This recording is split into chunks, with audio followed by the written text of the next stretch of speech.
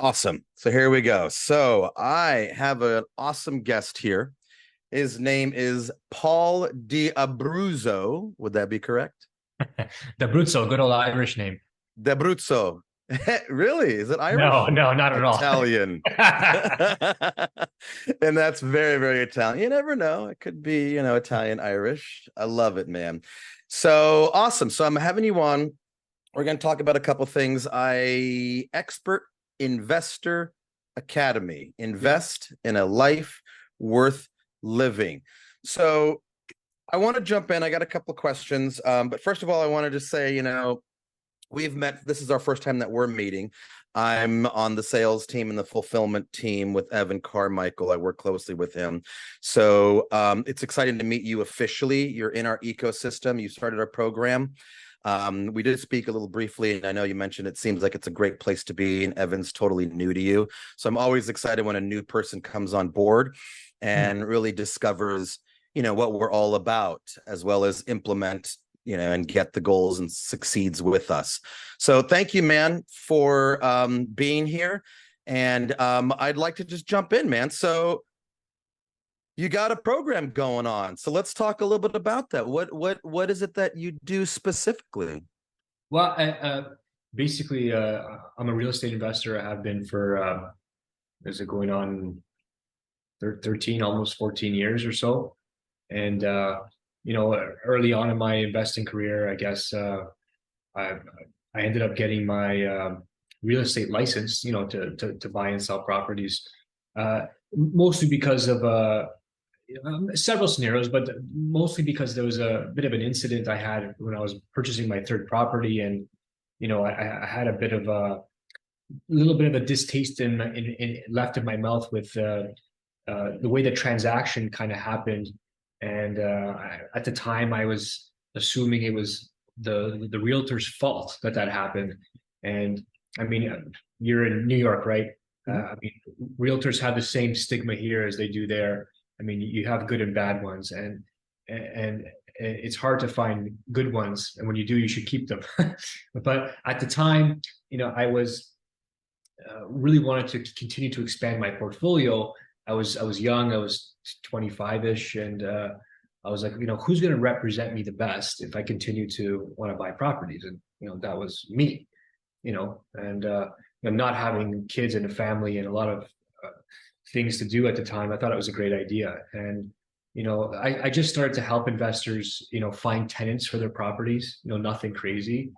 And then, as my portfolio started to grow, people started asking like, hey, can you help me do what you do? Because they sort of started seeing the results in my lifestyle of the investing and how good the results were. Like, hey, I want to do what you do. Like, can you help me? So that's how it was kind of born. And, I've yeah, I don't really have a name for it. The best thing best way I can describe it is a investor focused realtor. So, if you became my client, you'd probably never move into the property you buy. You'd be buying it to rent out. You'd be buying land, for development. Maybe buying an apartment building, some student rentals, maybe a flip. All kinds of different strategies we're involved in, and we cater to the investor who wants to build a portfolio and create profits to better their lifestyle. Mm-hmm. That's awesome. No, I am here. I'm in Manhattan, New York. I've had a couple of awesome careers, and one of them that I launched in 2009 was also in real estate. I loved it, man, from sales to rentals here in Manhattan. Rentals can be pretty crazy and lucrative as well because we're all buildings. And I enjoyed it, and I can relate to what you're talking about. Yeah, there's like a stigma. There's like this identity with real estate agents and brokerage houses and whatnot. And I loved it. I still hold my license. It's still parked at the company I worked with back in the day. So I relate to a lot of that. And at the end of the day, it does come down to just, service, right? You're serving people, families and whatnot into what will be their home, right? And that's kind of what I find interesting about it. What is it, in regards to this? Now, is it so you're dealing directly with investors and getting their properties out there and getting those properties sold? So that's your ideal client, or the investor side of it. Right. And I'd say a good 30 to 50% of my clients are totally new. Like they don't have any investment properties. They're coming to us to learn, and they want someone who's been down the road before to guide them and to help them build a portfolio properly. So yes. Okay. And was there any, is there a backstory to, I mean, I heard a little bit about what you said, but like what prompted you? I mean, this is what you're doing full time. I'm sure you've had other careers and whatnot, but it sounds like this is kind of really, you've just really what you enjoy, and this is where you want to serve, and this is where you're investing in yourself and in your business to continue to keep growing. Was something prompt this that got you into real estate? Yeah, I mean, I I grew up in Toronto, big city, I guess similar to New York in a way, biggest city in Canada. I did not grow up rich at all, barely barely middle class. Let's call it lower middle class. And I didn't have much growing up, but it was a good lifestyle. And it's just something, I guess, inside of me in my late teens, early 20s. I I just didn't see a path forward where I could find the freedom that I so desperately desired. Like I didn't, it just, the model didn't make sense. It was like, okay, what do I do now? High school, okay, go to college, get a job. Like, I don't want to do that. So I don't know. I ended up just starting to read books. I read all the typical books that everybody read back in the day, Robert Kiyosaki books and this book and that book. And you know what I'm talking about. A lot of self-development, personal development. I have over 100 books on my bookshelf there. And just that led me to go to a conference actually in California. So when I was 22-ish years old, and the conference was called Never Work Again. Amazing, and it was about how to build passive income stream so you never have to work again. So Right. that allure kind of brought me in, and there was guys and gals teaching on stage about all kinds of the wackiest kind of income streams you could think of, all the way from vending machines to buying tax liens to crazy fine art, crazy stuff, right? So I didn't really buy into any one thing or the other. I left. I flew back to Toronto, but I left with real estate cash flow. Like that was just popping in my head. I'm like, that's something I can do, you know. And I was 23 years old. I remember they were at the beginning of this conference. You walk in, there's I don't know how many, maybe 1,000 people or so, and they did this thing where they're like, everybody under 30 stand up. And then under 29, 28, 27, 26, 25, under 24, I'm like, oh shit, it's me and one other guy here. I really hope I'm not the last person. Luckily, there was a 22-year-old and he had to go on stage. I'm like, good. So I was young and didn't know what the hell I was doing. I came back I'm like, okay, real estate, cash flow. How do I put this together? I ended up finding a brokerage here that sort of focused on helping investors like get started. So I went to one of their free seminars and I'm like, okay, whatever, let's do this. And I ended up buying my first house, and sort of the rest is history. I kind of jumped on it from there. Man, I can relate to that in so many ways. Well, first of all, that tells me a lot about who you are at that young age, and you're doing it now, and I'm sure you'll continue to be that way, where you invest in yourself. Yeah, I mean, my parents were divorced when I was 6 months old. I grew up with, mainly my, old school, very Italian grandparents, like no English at home. So, I mean, they gave me some real hard work kind of ethic, but there really was no business advice or, how to kind of make it in capitalist America advice, right? Right. So I had to learn it on my own. I had no other choice. So and many of us, I assume, you being part of a program like this, you're probably in the same boat. Like it's not a traditional job here. You gotta figure it out yourself. Yeah, absolutely. And again, mine comes back to my family. My parents owned and operated a jewelry store. My father was a fifth generation watchmaker, jeweler. And thanks to him, he taught me a trade. I became the sixth, which taught me a lot about life, right? To do a trade, something specialized. My mom, they both ran the business, but my mom ran a tight business. That's how I learned how to run a business. So me and my two older sisters grew up in the back, and my dad was an immigrant, and he fought his way every day here, and that him being proactive, and my mom as well, just gave me that backbone. And you're right, and I agree with you.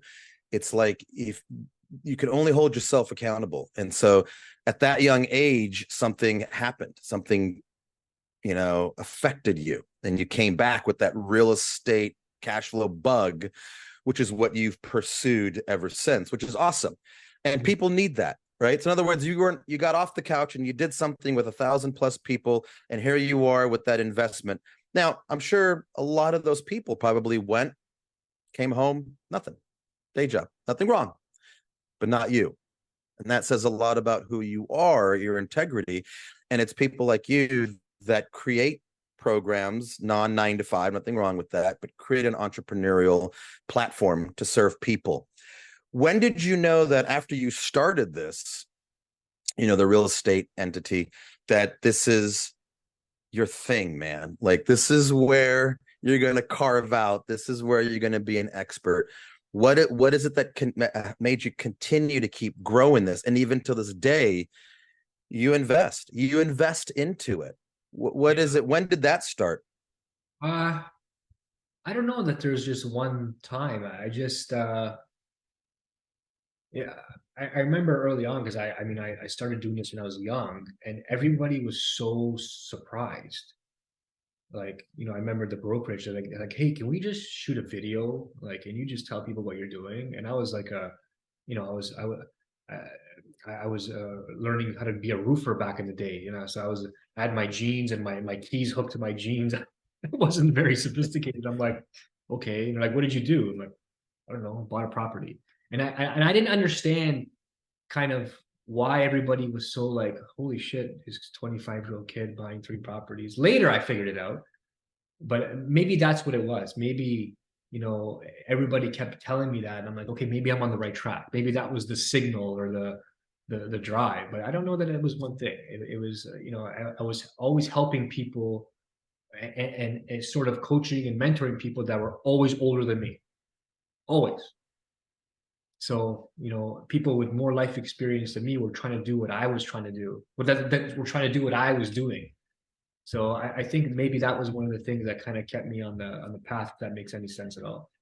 No, it does, and you're on that path, and you're growing that path, and the more that you grow, the more that you serve, in all honesty. And learning earlier on that you're a dad like me, a dad of 3. I mean, that's a huge thing that has an influence over your life. Where do you feel like the work life balance kicks in? Is this something that you're so driven to do the business, or have you found a way to serve people in the business but also have that life balance? Yeah, I mean, there's more to the story. I mean, while I was buying my first property, believe it or not, I was also chasing another career at the same time. I became a firefighter in the city of Toronto. So while I was Boom. yeah, while I was building my portfolio, I ended up getting hired in the fire department and being, a fireman. So I did that for 10 years until, the work-life balance thing, bent me over and gave me a swift kick in the rear end. So I was a full-time fireman. I'm sure people from New York know what that means. Had a wife, 3 daughters, a sizable portfolio. At the time, I had 17 different rental properties of various sizes, plus, a very busy business helping other investors buy and sell properties and build their portfolio. So, and there was the only thing missing was time for Paul.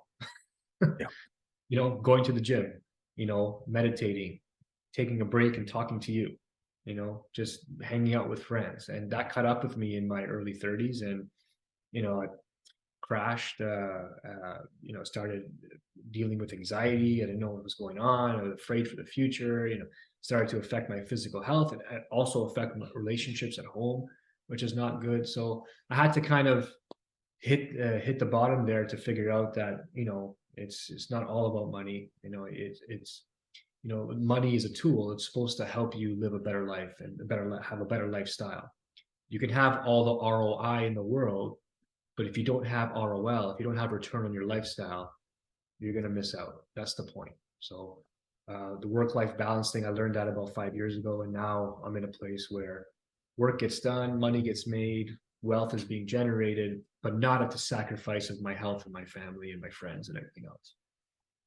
That's awesome, man. That absolutely lands. That's solid. And even just the fact that you're a firefighter, that's a server. Like those people serve, they put their lives, we've had some situations, some historical situations, obviously here in New York City, that changed New York City. So thanks, man.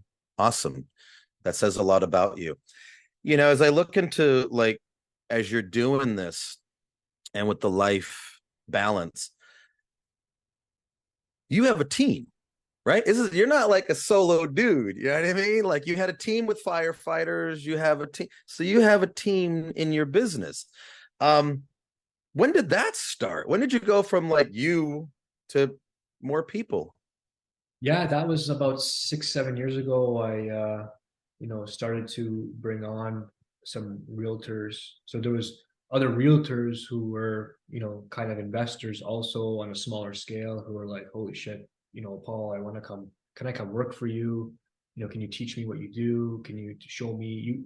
A lot of the people who wanted to work for me were investors that I helped, right? So they ended up, getting their real estate license at some point, and they're like, "Hey, man, I want to come work with you." So, I started to bring on some people, and I had to learn how to be a leader at that point, but I was just do everything myself. So we had some very good learning experiences through good things that happened, and some learning experience through some not so good things that happened as as life goes, right? But nowadays I have a small but tight team. I have a couple of salespeople that work with me.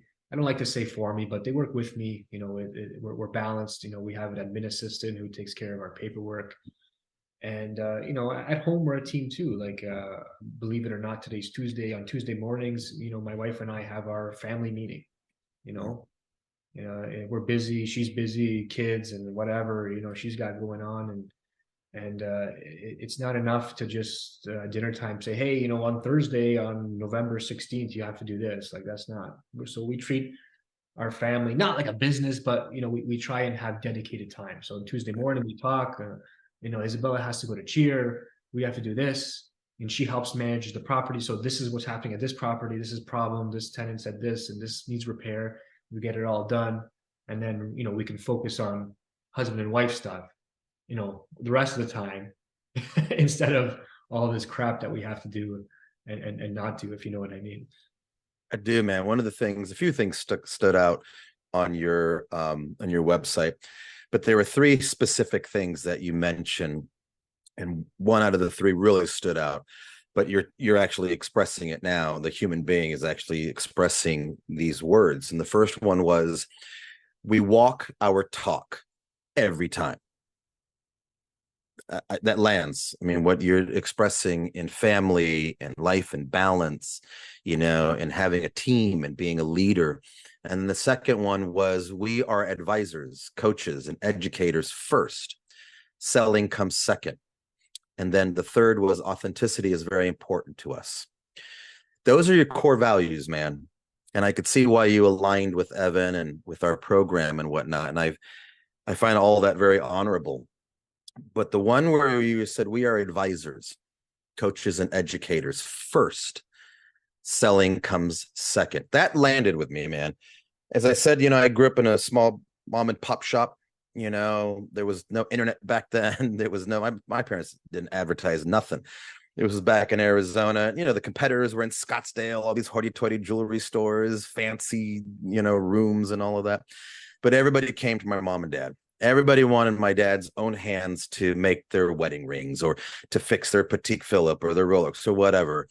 And they were just on point. So I grew up with service first, then selling. That's all I knew. Because again, I didn't know money transactions. I was a kid. I just saw people loving my dad, right? And thanking him and him smiling and the pride he had as a craftsman. So that resonates with me there, and a lot of the things that very specifically like what you guys do as real estate, you guys sell. You ultimately sell. But what are you selling?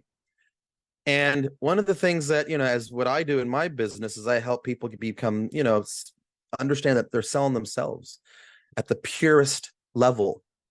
Because there's a lot of people doing all this stuff. And then, but what are you really ultimately selling? Your service. Like my Yep. dad was a jeweler. He wasn't a salesman per se. He was a jeweler. He worked on and that's what people came to him for and paid the money and put his kids to private, private Catholic schools, right? And that's what kept us going. And when I read that, I was like, that resonates with me, man. I'd love to hear a little bit of kind of where that came from. Like why selling comes second for you. Well, it's a lot of ways because when you're, especially in real estate, it's not like we're selling a physical object. Oh, and by the way, tell your dad, I got a 50th anniversary sea dweller. So ask me if he likes that one. uh, but in real estate, like you're not selling a physical object, and the selling process is not an event. It's one process that leads into another. So you can't be slick. I can be slick with you and you turn on my sales skills and get you to sign the contract. But it's conditional on financing and inspection, and the lawyer has to look at it. Like there are so many hoops, fire hoops that you have to jump through before a sale is finished, that if you're slick with your sales, people are going to call you out. Like if you're not authentic, you're finished right away. And our business is built on reputation. The minute you sacrifice your reputation, your entire business is finished. So you have to be authentic with your opinion, with yourself.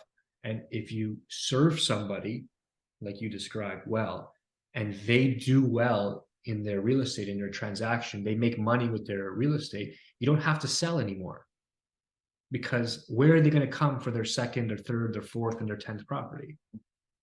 Right back to you, right? So it's almost a mix of advisory, and the selling I turn on when I feel like someone is making a decision from an emotional place where they shouldn't be, right? And I call that out in a very non-confrontational way, right? So if I feel like somebody's making decisions from a place of fear that they don't want to put an offer in, it's like, okay, hey, you know what? Don't put the offer in. But just remember that your offer is conditional on financing. You're just signing a piece of paper saying you're expressing interest and this is how much I want to pay you. The seller can X it out and throw it in the garbage. They could accept it. They could counter offer it. It's just an offer, right? You know what I mean? But don't put this one in. Let's talk about the next property. Let's go see some more. And that lowers people's defenses and it builds trust with people. So that the next time, you go back and you actually find a good property that's going to help these people get toward their goal, the trust they have in you is like way up here when they know you have their back, right? Does that make sense? It absolutely does. And so was this something that you learned over time, over experience, over serving, or were you this guy, real estate guy from day one? No, no, no. These are all learned skills. I was not a natural salesman. I guess people, I don't even know these definitions, but I'm probably more of an introverted guy than an extroverted guy.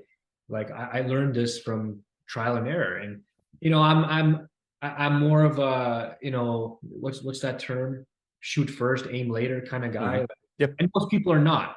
So I guess early on, I'm very good at finding good investment opportunities, and I find them and I say, Alex, hey, got a good one. And you might ask a bunch of questions because you're not sure and you're not as experienced as me. And then, quickly I might get frustrated and be like, what the hell are we talking about? Or why aren't you buying this? I'm telling you it's good. Right. So, I'm selling you this. like, good. Right? So, which obviously not the way to build a relationship with people. So I learned, after a year or two, that if you build trust and relationship and rapport with them by being authentic and teaching and educating, that when you do bring something, people are like they thank you, they love you, and they want to take action for it too. I love it. I want to dive in deeper here, man, because it's like the crux of everything in life. And I've had my go with it, and I deal with it constantly, and I coach in regards to sales and people's offers. And I know it's directly in real estate as well. There is that space in our life where we got to pay bills, right? We got to buy diapers, we got to buy formula, we got to pay the rent and mortgage. Was there a time, and when you were at that time when you were doing this, did that become like that priority, and it's like, I got to get this deal, I got to get this sell because I've got to make this money? Did that ever have an influence on you where it's all about the sell, and you got to get the bag because you need money? Yeah, I mean, listen, we're all human here. I mean, I think if someone sits here and tells you that it's never happened to them, it might be, one in a million, or they're probably lying. So Yeah. that crosses your mind for sure. But it always comes down to reputation for me. Like, I'm because I'm an investor, I'm never in a place where I have to make a commission check to eat, right? I have multiple passive income streams behind me. So, and people know that when they come to work with me. So I'm very rarely or ever in a place where that needs to happen anyway. But you're still human. So it does pop into your mind. But the fear of my reputation being destroyed because I coerced somebody or coached them into a bad deal just to make a commission is worse, way worse than having to spend another 10 or 20 hours with the person to make a sale, right? Can you imagine your dad, someone brings in their Rolex, and he says, yeah, it's fixed, and the guy gives him a few $100 to fix it, and it turns out it's not, and then they come back to your dad, and your dad's like, no, go away. What happens to his reputation at that point? Right? Yeah. Gone, right? Especially in a small network where it's not like, everybody is an investor. The population of people who can invest in real estate is already small, Yeah. right? So you start doing that over and over again, and you're going to get a bad rap real quick. It's not the way to do business. Yeah, I mean, I think what you are saying is what would be called like fulfillment, in the business. What is the fulfillment? The promise, right? What is the program? What is the service?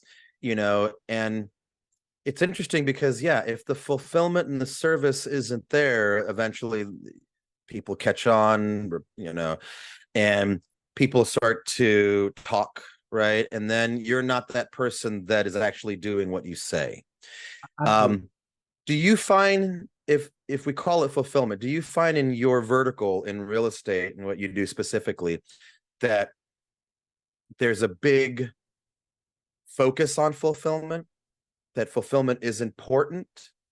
Yeah, I mean, I I think it gets a little bit volatile, say in the more residential real estate space, where those types of salespeople are much more, they're on the transaction treadmill, right?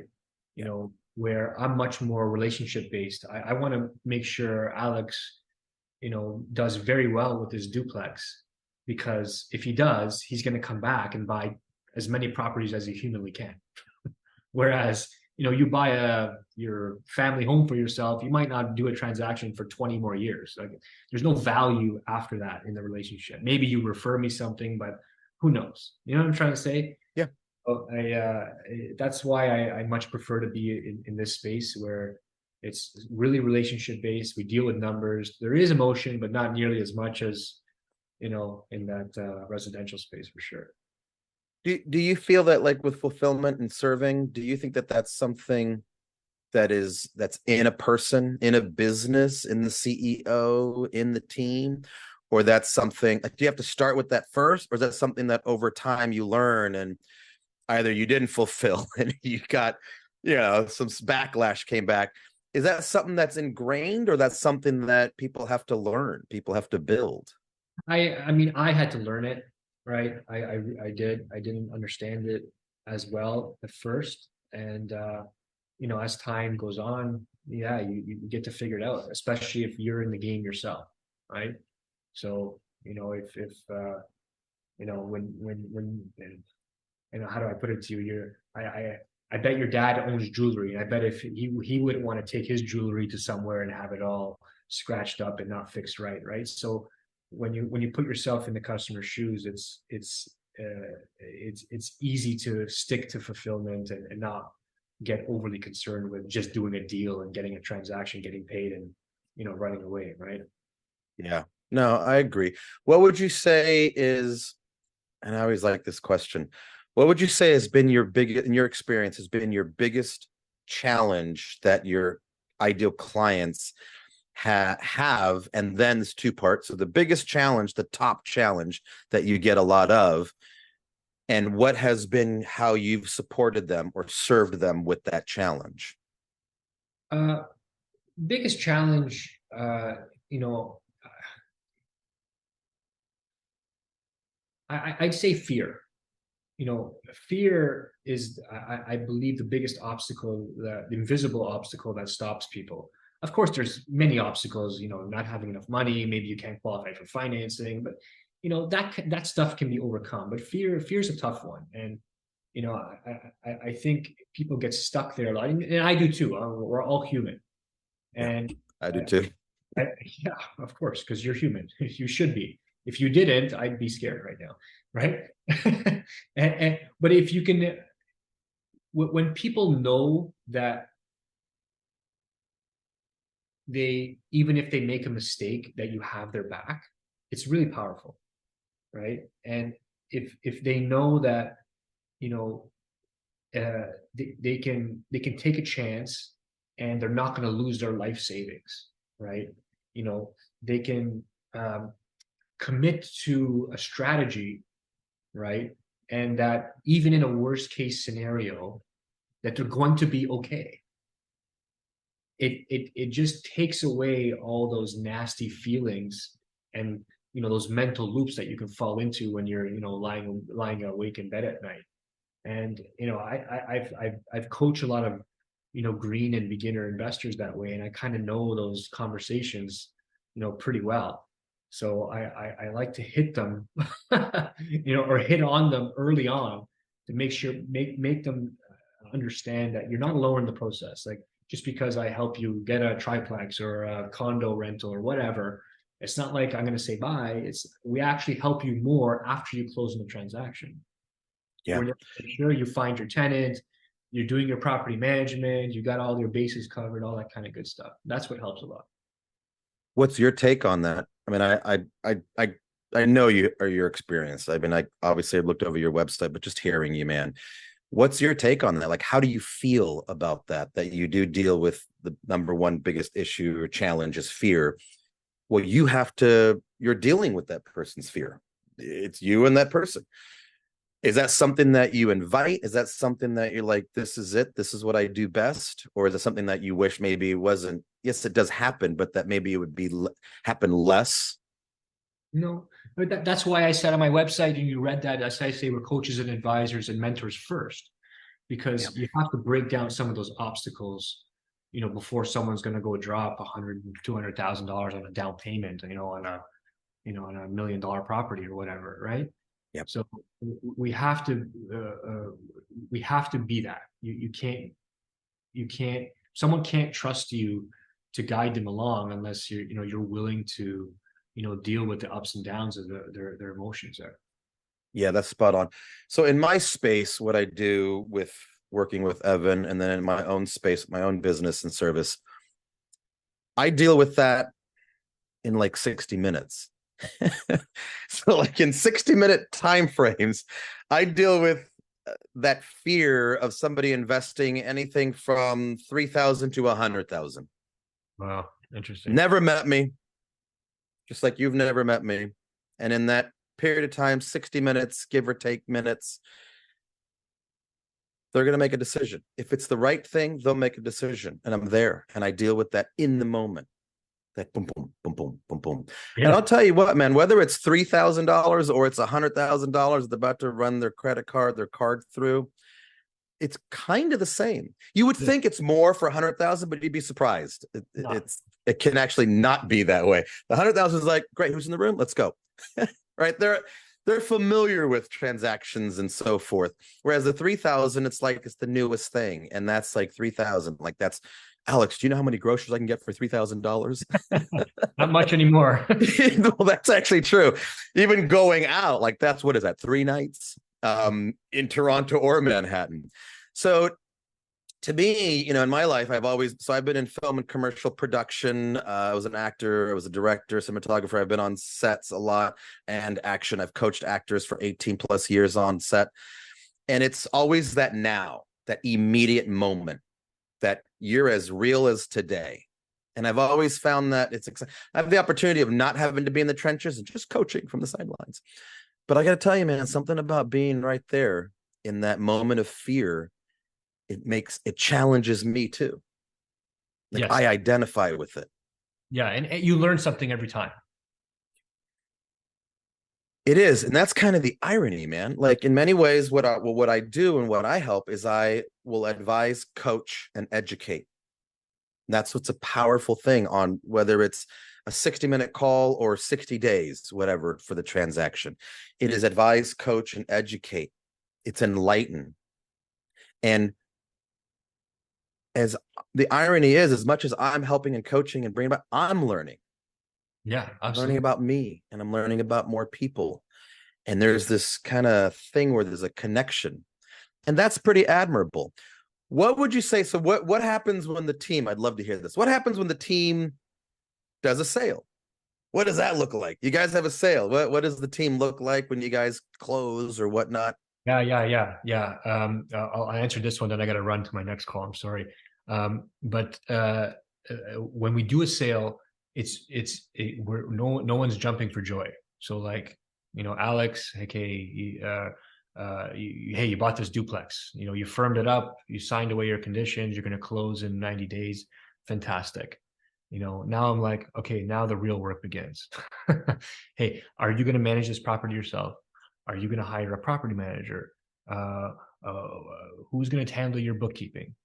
Are you sure you have a good accountant who's going to handle your taxes for this? Like, we really we're all over you, making sure that you got all the pieces in place so that you're not missing out on key information or key processes that have to happen, because getting set up for the property is another process on altogether. And then 6 months from now, we're following up with you again, like, hey, how's it going? Is everybody paying? Is you have a relationship with your property manager good? Are you okay? And people are really grateful for that. They know we have their back. And it's an important follow-up process. That's what makes them want to come back to us. I love that, brother. That's fulfillment. And I appreciate hearing that. And I also appreciate life is busy. I know you're busy, and guess what? You got another call, and I have another call. And even though we're on this call world now, we're in the Zoom world, we still find a way to communicate and have these moments. And that's awesome. I'm going to thank you again, my friend, Paul. And again, welcome to our program. I'll see you on the other side. And I'm excited as you continue to grow with us and get some successes with us.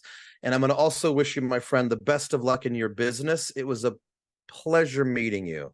Yeah, thank you, man. Thank you for taking this time.